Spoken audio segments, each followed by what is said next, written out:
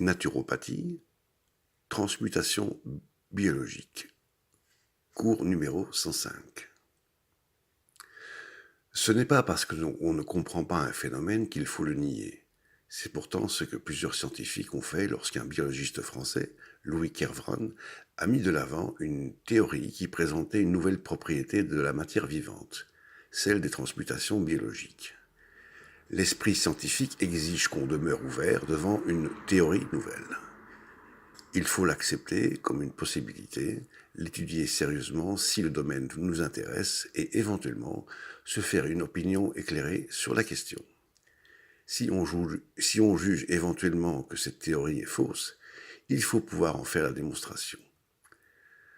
Beaucoup de gens, même dans les milieux scientifiques, nient des choses sans les avoir sérieusement étudiées. Ils ne sont pas en mesure de justifier leur négation. Ils nient tout simplement parce qu'ils ne sont pas familiers avec ces choses. Cependant, nier quelque chose, c'est prendre position. Or, il faut toujours être en mesure de justifier une position. Si on ne peut pas le faire, mieux vaut s'abstenir de porter un jugement. Il ne faut jamais affirmer quoi que ce soit si on n'est pas en mesure de prouver ce qu'on avance. Ceci est vrai dans toutes les circonstances. Affirmer quelque chose ou nier quelque chose, c'est prendre position. Or, on ne devrait jamais prendre position si on ne peut pas prouver ce qu'on affirme.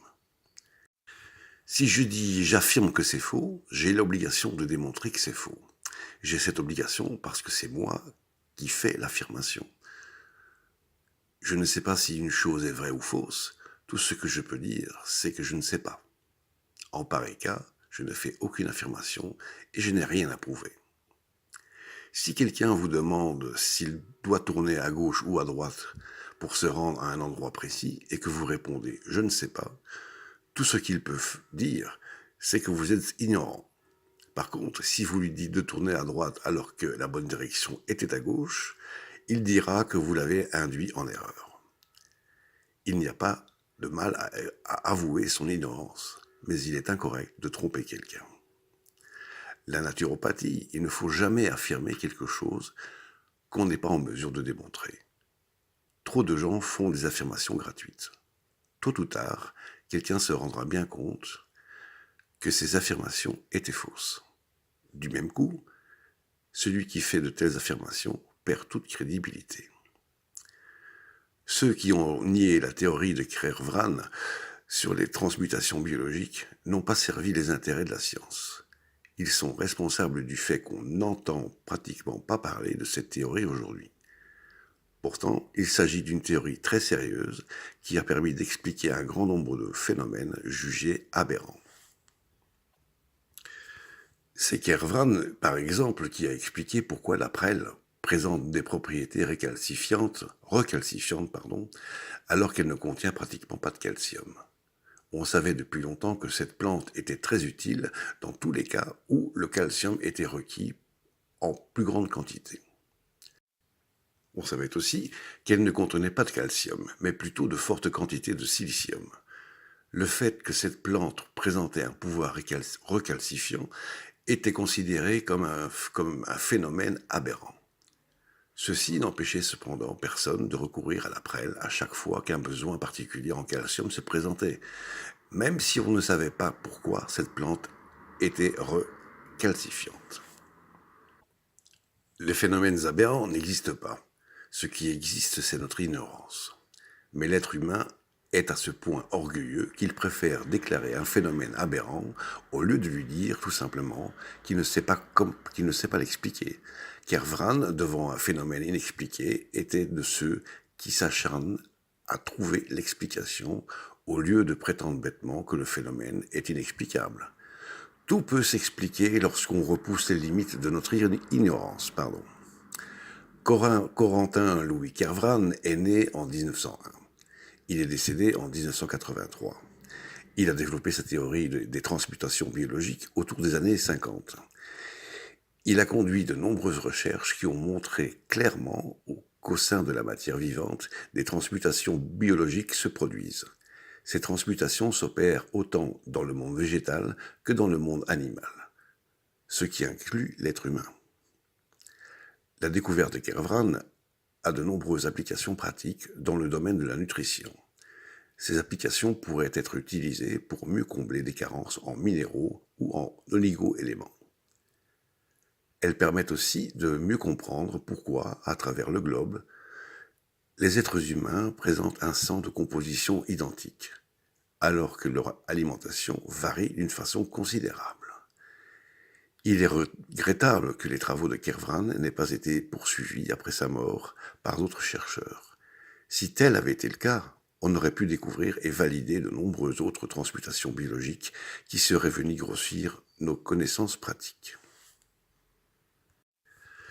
Loi des transmutations biologiques. Pour bien comprendre la théorie de Kervran, il faut posséder certaines connaissances de base sur la constitution de la matière. Il faut avoir aussi une assez bonne idée du tableau de la classification périodique des éléments.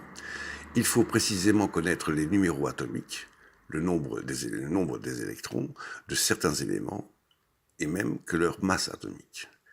Nous présenterons la situation simplement. Même les étudiants qui n'ont pas beaucoup de connaissances sur la constitution de la matière parviendront à comprendre les lois sur lesquelles reposent les transmutations biologiques.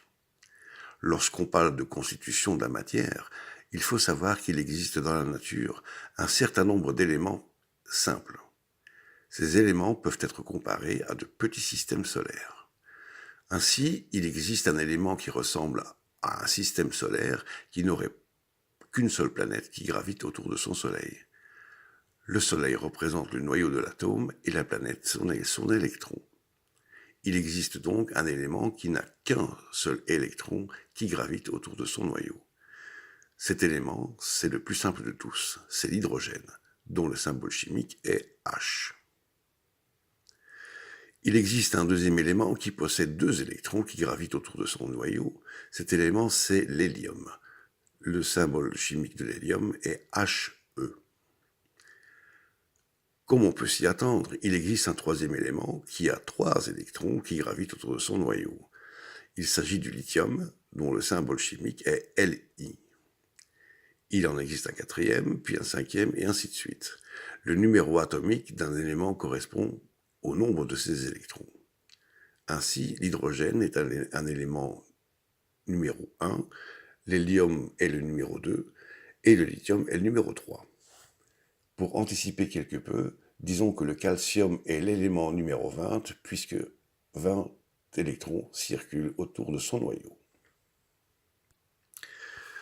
À l'heure actuelle, on a découvert quelques 118 éléments. Tous ces éléments ne se trouvent pas nécessairement dans le corps humain. Celui-ci n'en renferme qu'une trentaine qui soient vraiment utiles. Si les éléments ont un numéro qui correspond au nombre de leurs électrons, il faut savoir qu'ils possèdent aussi une masse atomique. Plus le nombre des électrons est élevé, plus grande est la masse atomique. L'hydrogène a 1,01 comme masse atomique. Le lithium a une masse atomique de 6,94. De son côté, le calcium a 40,08 comme masse atomique. Selon Kervran, 5 lois doivent être rencontrées pour qu'une transmission biologique puisse se réaliser. La toute première loi stipule qu'une transmutation doit présenter un équilibre de masse atomique. Prenons un exemple de transmutation pour illustrer cette première loi. Dans cette transmutation, on pourrait partir du silicium, dont le symbole chimique est Si, et la masse atomique est de 28,09, qu'on peut arrondir à 28, pour obtenir du carbone, C, comme symbole chimique, dont la masse atomique est de 12,01, on arrondit à 12, plus de l'oxygène, O, avec 16 comme masse atomique. Comme on le voit ici, on obtient un équilibre des masses atomiques, 12 plus 16 égale 28. La première loi est donc rencontrée. On notera que les masses atomiques s'inscrivent par convention en bas des symboles chimiques. La deuxième loi exige un équilibre des numéros atomiques, c'est-à-dire du nombre des électrons. Voyons si la transmutation illustrée plus haut rencontre cette exigence. Le silicium 14, 14e élément, 14 éléments autour du noyau, peut donc donner du carbone C avec 6 électrons, plus de l'oxygène 0 avec 8 électrons. La deuxième loi est donc rencontrée. Notons que les numéros atomiques s'inscrivent par convention en haut des symboles chimiques. La troisième loi dit que les transmutations biologiques doivent impliquer des déplacements en plus ou en moins de l'hydrogène H, de l'oxygène O, du carbone C et du lithium Li. Ceci signifie qu'au moins un de ces 4 éléments doit être nécessairement impliqué dans une transmutation biologique. Dans l'exemple utilisé jusqu'ici, on note la présence de 2 de ces substances, le carbone et l'oxygène. La troisième loi est donc rencontrée. La quatrième loi affirme que les transmutations biologiques ne peuvent se produire que si elles impliquent des éléments naturels stables pour aboutir à d'autres éléments naturels stables. Pour bien comprendre la portée de cette loi, il faut savoir qu'il existe des éléments qui ne sont pas stables et qu'on appelle des isotopes. Ces derniers ont une masse atomique quelque peu différente de celle des éléments naturels stables. Dans l'exemple utilisé ici, nous avons que des éléments stables, dont la masse atomique est celle que présente le tableau de la classification périodique des éléments. Nous ne sommes donc pas en présence d'isotopes. La quatrième loi est donc respectée. La cinquième et dernière loi nous dit que les transmutations biologiques se réalisent avec un très faible dégagement d'énergie et qu'elles impliquent immanquablement la présence d'une enzyme spécifique. Il faut comprendre ici que les transmutations biologiques constituent un phénomène qui s'actualise au sein même de la matière vivante. Dans cette matière, les enzymes permettent la réalisation de nombreuses transformations, qu'elles soient digestives ou autres. Il est donc normal que les enzymes soient nécessairement impliquées dans ce type de transmutation et que le tout se produise à faible dégagement d'énergie. D'ailleurs, l'identification des enzymes impliquées dans cette transmutation représente une difficulté majeure. Les 4 premières lois sont faciles à rencontrer. S'assurer que la 5e loi est respectée n'est pas chose facile. L'organisme humain produit un grand nombre d'enzymes dont plusieurs n'ont pas encore été identifiées. Une réaction de transmutation biologique peut être théoriquement possible en rencontrant les 4 premières lois, mais elle n'est pas nécessairement réalisable si l'enzyme spécifique à cette réaction n'est pas présente. Chaque transmutation réclame une enzyme particulière. Dans certains cas, comme celui qui permet la transmutation du silicium de la prêle en calcium, il est évident que l'enzyme spécifique existe. Cependant, dans d'autres cas moins évidents, pouvant impliquer notamment des oligoéléments, rien n'est certain. Il faut donc beaucoup de recherches pour mettre en évidence les enzymes impliquées dans les transmutations biologiques. Malheureusement, ces recherches font défaut. Transmutation biologique possible. Commençons par examiner la fameuse transmutation qui implique l'action calcifiante de la prêle. Dans cette équation, le silicium Si se combine au carbone pour parvenir au calcium Ca. On voit que toutes les lois de transmutation sont respectées. Il y a un équilibre des masses atomiques et du nombre des électrons. Un des 4 éléments impliquant des déplacements en plus et en moins, à savoir ici le carbone, est présent. Il n'y a pas d'isotope impliqué dans cette réaction et il faut supposer que l'enzyme spécifique est bel et bien présente chez les êtres humains. C'est ainsi que le silicium de la prêle est transmuté en calcium par l'intermédiaire de la collaboration du carbone. Voici donc un phénomène aberrant qui trouve désormais une explication cohérente grâce aux travaux de Kervran. Plusieurs autres transmutations biologiques ont également été observées. En voici quelques-unes. À l'écran, vous avez la formule Na23 plus H1 égale Mg24, ce qui signifie sodium plus hydrogène égale magnésium. Na23 égale Li7 plus O16. Donc sodium 23, lithium 7, oxygène 16. Mg 24, O plus O 16 égale Ca 40. Donc magnésium 24, oxygène 16 égale calcium 40. Cl35 égale C12 plus Na23. Donc chlore 35 égale carbone 12 plus sodium 23. O16 plus O16 égale S32. Oxygène 16 plus oxygène 16 égale soufre 32. Na23 plus O16 égale K39. Donc sodium 23 plus oxygène 16 égale potassium 39. K39 plus H1 égale Ca40. Potassium 39 plus hydrogène 1 égale calcium 40.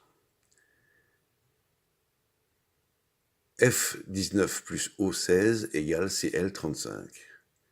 Fluor 19 plus oxygène 16 égale chlore 35. Fe56 moins H1 égale Mn55. Fer 56 moins hydrogène 1 égale manganèse 55. Na23 moins O16 égale Li7. Donc sodium 23 moins oxygène 16 égale lithium 7. Mg24 plus Li7 égale P31. Magnésium 24 plus lithium 7 égale phosphore 31. P31 plus H1 égale S32. Phosphore 31 plus hydrogène 1 égale soufre 32. Dans ces équations, les numéros atomiques n'ont pas été indiqués. Ces numéros ne changent jamais.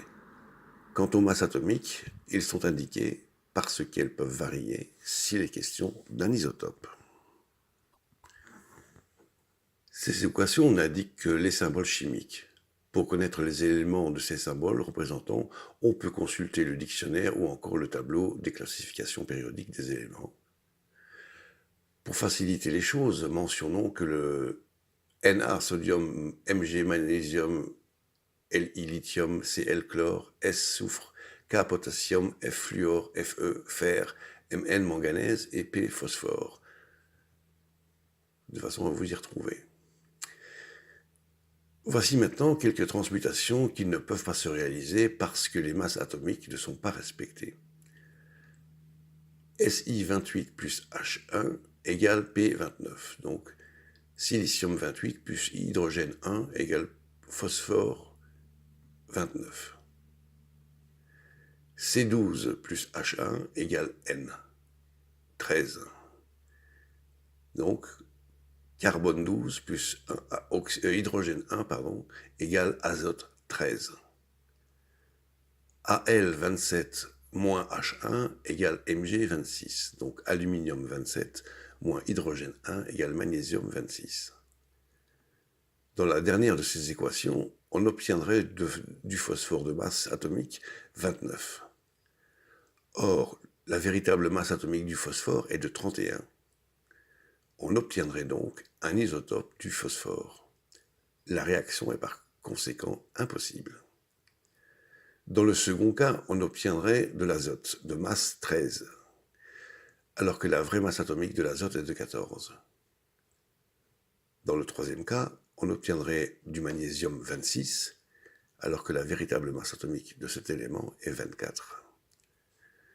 Voici maintenant une transmutation qui peut sembler bizarre, mais qui n'est pas impossible.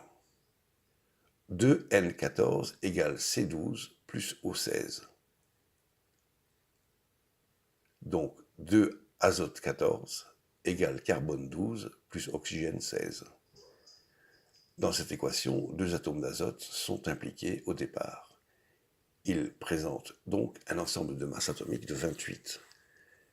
Les masses atomiques du carbone et de l'oxygène combinées donnent effectivement 28. Application pratique des transmutations. Les équations examinées dans la partie précédente du cours indiquent qu'il est possible pour l'organisme de transformer plusieurs éléments en d'autres éléments. Ces transformations pourraient viser au moins deux buts. D'abord, combler certaines carences nutritionnelles. Si par exemple une personne manque de calcium, elle dispose d'au moins trois façons de s'en fabriquer. Elle peut partir du silicium, si elle prend un supplément de prêle, lui ajouter du carbone et ainsi obtenir ce calcium. Elle peut aussi partir du potassium, lui ajouter de l'hydrogène et obtenir du calcium. Elle peut également partir du magnésium, lui ajouter de l'oxygène et aussi obtenir du calcium. Les transmutations biologiques pourraient aussi permettre à l'organisme de se débarrasser de certaines substances minéralogiques indésirables. On a vu précédemment que le fluor plus l'oxygène peut donner du chlore. Ce dernier est essentiel à l'organisme alors que le fluor ne l'est pas. Les transmutations biologiques débordent largement le cadre de la nutrition et de la désintoxication. Ces transmutations sont également impliquées dans l'équilibre minéralogique des sols. Elles sont fort utiles en agriculture. À ce sujet, elles ont permis d'apporter des réponses à plusieurs phénomènes aberrants. Elles ont notamment expliqué pourquoi un sol mis en jachère reconstruit son équilibre minéralogique. Elles permettent également d'expliquer pourquoi le plant de tabac est riche en lithium alors qu'il pousse sur des sols qui n'en contiennent pas. Elle explique aussi pourquoi une vache laitière qui consomme de l'herbe fraîche peut excréter plus de calcium qu'elle n'en ingère, sans pour autant se décalcifier. De plus, la vache qui consomme dans son milieu naturel un aliment faible en azote donne pourtant un lait qui en contient de bonnes quantités. Ce phénomène se produit sans que la vache s'atrophie sur le plan musculaire. Ce sont aussi les transmutations qui permettent d'expliquer comment les vers de terre font augmenter la teneur en calcaire dans un sol. Elles expliquent aussi pourquoi la poule, dans la coquille de ses œufs, excrète chaque jour plus de calcium qu'elle n'en trouve dans son alimentation, sans se décalcifier pour autant. Par grande chaleur, l'être humain excrète plus de magnésium qu'il en reçoit. Par contre, il absorbe plus de sodium qu'il en excrète, sans qu'on puisse noter une accumulation de sodium dans son organisme. On sait qu'une pelouse demeure belle si le sol est assez riche en calcaire. Lorsque ce sol s'appauvrit en calcium, on voit des pâquerettes apparaître. Pourtant, ces plantes sont riches en calcium. D'où prennent-elles ce calcium sinon par l'intermédiaire de transmutation? Dans un fruit frais, par rapport à un fruit séché, les proportions de minéraux et d'oligo-éléments varient. Pourtant, on n'enlève que l'eau aux fruits qu'on fait sécher. Pour un poids donné, on peut trouver 20 mg de calcium dans un raisin frais et 40 mg dans un raisin séché. Dans le cas du magnésium, on en trouve 10 mg dans le cas du raisin frais, mais 36 dans celui qui est séché. Pourquoi le calcium a-t-il doublé alors que le magnésium a pratiquement quadruplé? La variation du ratio qu'on trouve entre les minéraux d'un fruit séché et un fruit frais ne peut s'expliquer que par des transmutations biologiques. On pourrait ainsi continuer à exposer de nombreux autres phénomènes reliés aux transmutations biologiques. Nous n'en mentionnons qu'un autre, celui de la maladie de la pierre. On constatait depuis longtemps que des sculptures et des monuments en pierre se dégradaient avec le temps. Ce phénomène n'était pas dû à l'érosion, puisqu'il continuait de se manifester lorsque ces cultures n'étaient plus soumises aux intempéries. On constatait d'ailleurs que la substance même de la pierre se modifiait pour devenir plus friable. On disait alors que la pierre était devenue malade, d'où l'expression « maladie de la pierre ». C'est à Kervran qu'on doit avoir apporté le remède à la maladie de la pierre. Constatant les changements qui s'opéraient au sein même de la substance de la pierre, Kervran supposera qu'ils sont dus à des transmutations de certains minéraux en d'autres minéraux moins durs. Kervran expliquera que des micro-organismes contenant des enzymes se situent dans les petites failles de la pierre et provoquent des transmutations biologiques. Il proposera donc d'utiliser des acides ou un rayonnement ultraviolet pour tuer ces micro-organismes. Du même coup, il apporta le remède à la maladie de la pierre. Désormais, en appliquant ces mesures, les monuments et les sculptures ne se dégraderaient plus. Lorsqu'on considère les nombreuses applications pratiques qu'on peut tirer de la théorie des transmutations biologiques et les nombreux phénomènes jadis jugés aberrants qu'on peut maintenant expliquer, il devient possible de prétendre que la théorie de transmutation biologique est devenue une vérité scientifique. Si cette dernière n'est pas reconnue dans les milieux scientifiques officiels, c'est que leurs représentants sont trop bornés. L'approche hygiénomiste en naturopathie et en gestion de la santé accorde beaucoup d'intérêt aux travaux de Kervran. Ces travaux permettent de réaliser jusqu'à quel point la matière vivante possède de moyens pratiques et efficaces pour maintenir son intégrité. Du même coup, il devient beaucoup plus facile de combler ses carences nutritionnelles et possiblement d'éliminer certains minéraux ou oligo-éléments indésirables. Tout ceci montre bien que l'organisme est une merveilleuse machine qui sait prendre soin d'elle-même. Les possibilités des transmutations sont illimitées. Les transmutations peuvent se produire successivement. Avec du magnésium, l'organisme pourrait se fabriquer du sodium. Donc magnésium moins hydrogène égale sodium. Avec du sodium, l'organisme pourrait se fabriquer du potassium. Sodium plus oxygène égale potassium. Avec du potassium, l'organisme pourrait se fabriquer du calcium. Potassium plus hydrogène égale calcium. Mais l'inverse est vrai aussi. Avec du calcium, on peut passer au potassium. Ce dernier peut nous amener au sodium. À son tour, le sodium peut nous conduire au magnésium. On peut aller loin dans le domaine des transmutations biologiques, surtout si, un jour, il devenait possible de découvrir l'existence de toutes les enzymes spécifiques nécessaires. Nous n'en sommes pas là pour l'instant, mais qui sait s'il n'était pas possible d'y arriver éventuellement. Citation. Voici certaines citations portant sur les transmutations biologiques. La prêle est très riche en silice. Son action reminéralisante, à vrai dire, bien que vérifiée par des siècles de tradition, restait inexpliquée jusqu'aux récents travaux du professeur Louis Kervran, qui a mis en lumière la possibilité inhérente aux organismes vivants d'opérer de véritables transmutations de la matière. La chimie organique, autant que la médecine, tireront sans doute dans les années futures un immense profit de ces découvertes. Référence, le livre des bonnes herbes, édition Marabout, page 285. Commentaire. Jusqu'à maintenant, cette prédiction ne s'est pas réalisée. La chimie organique est restée attachée à ses vieilles notions. Quant à la médecine, il est impensable qu'elle s'ouvre à une approche naturelle, surtout si la chimie organique ne l'endosse pas. Le même document poursuit. Seule la silice organique, dit le professeur Kervran, in Nature and Progress, ou Nature et Progrès, bulletin de l'Association européenne d'agriculture et d'hygiène biologique, en 1965, numéro 3, page 22, est une silice qui peut recalcifier. L'expérience a été faite ici en France sur des rats, on leur a cassé le fémur, on les a radiographiés.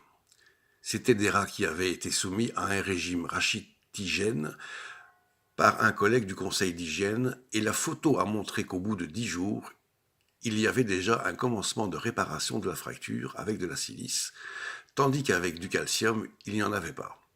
Au bout de 17 jours, le cal était extrêmement net, la fracture était complètement réparée, tandis qu'avec du calcaire, elle était à peine amorcée.